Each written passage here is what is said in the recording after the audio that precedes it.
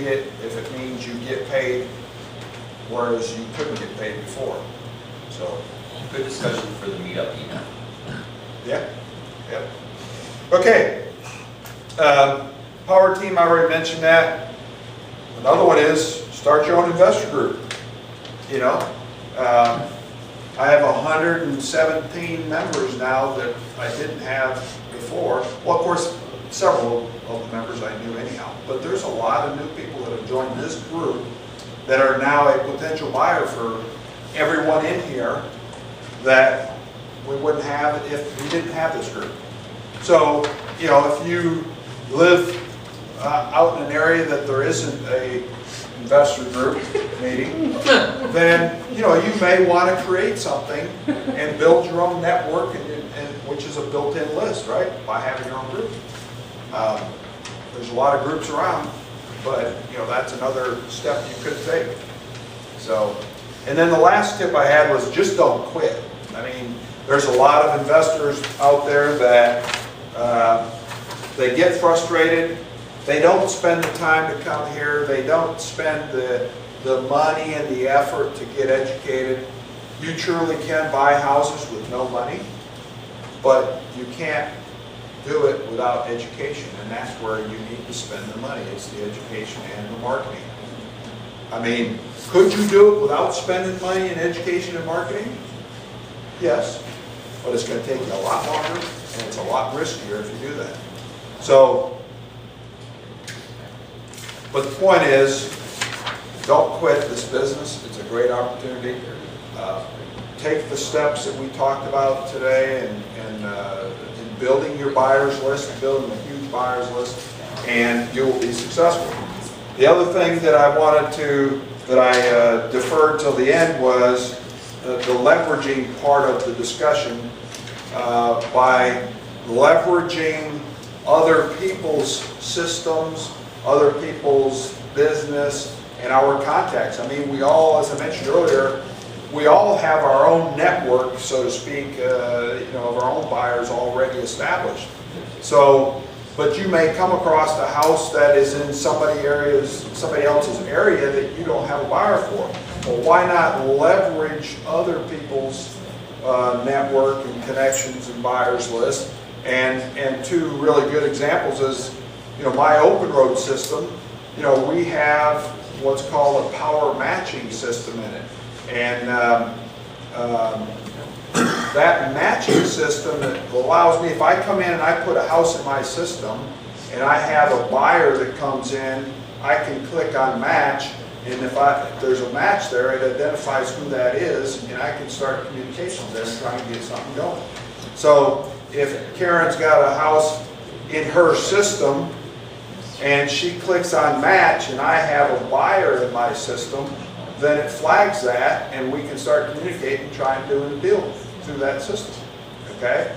Allwholesaleproperties.com, what I mentioned earlier for the new folks in particular, if you've got a house and you don't have any way to market it, you can upload it to All Wholesale Properties and utilize my buyers list that's already built into that system. So you're leveraging the marketing and the systems I already have in place, because I spend a lot of money on my marketing and driving people to my website. So you're leveraging that by posting those properties on my website. That's what I mean by leveraging. One thing I want to say about that, using other people's websites, is there may be some reluctance on some people's part to do that, because, you know, the person, you're like, for example, we listed 3 rental properties on John's website. And, you know, John needs to make some money on that. That's his website. He's marketing it for me. But what we did, and I think you know, first of all, it's a really good deal. You can build, you've got to build enough into it where somebody else that helping you, a realtor or another website, you can bump the price enough to cover them. And that's what we did with John. And you know, I guess when you say putting people, if you've got a buyer and a seller, and then you go to your seller, and if he says, yeah, I'll let you sell it to your buyer, but you need to bump the price of 1,000 or 2,000, whatever it is that you're expecting to make. Right. Yeah, I mean, I agree, some people don't want to do it because they're going to have to give up some money. You know, we want to make money too. I mean, when you put a property on my website, I expect to get something out of it. And we prefer not to be marking them up. I mean, and John and I have had some discussions about this before. You know, if he's got a house and he starts marketing for 50,000 and I go mark it up for 52, and I think Justin's had this problem too. Somebody else goes and marks it up for 54, and Stacy, she marks it up for 56 or 7. You know, then you know what happens is the people are on the internet. I mean, they're tech savvy. They're doing searches, and they go out and do a search. They're going to find 5 or 6 different listings, all different prices. And the nature of the human beast is the confused mind says no, and the deal won't get done at all. Or they might have been talking to me first, but then they go and find John's original ad where he's 3,000 less than me, and a guy, next thing I know, he's trying to go around me and go to John, and I don't get paid at all. So it just creates a big headache, and it's a very hard thing to stop when you're trying to use the internet as a marketing tool to sell your houses quickly. So, you know, we prefer not to mark them up. We hope that you have enough in your deal that we can get something out of it. You know, we don't expect 90% of what you're trying to make. You know, we just want a piece of it. And of course, the more profit you have in it, the more we'd like out of it too, if we're actually the one that finds you a buyer. So the goal is sell them quick and make something out of it and move on to the next deal. Okay?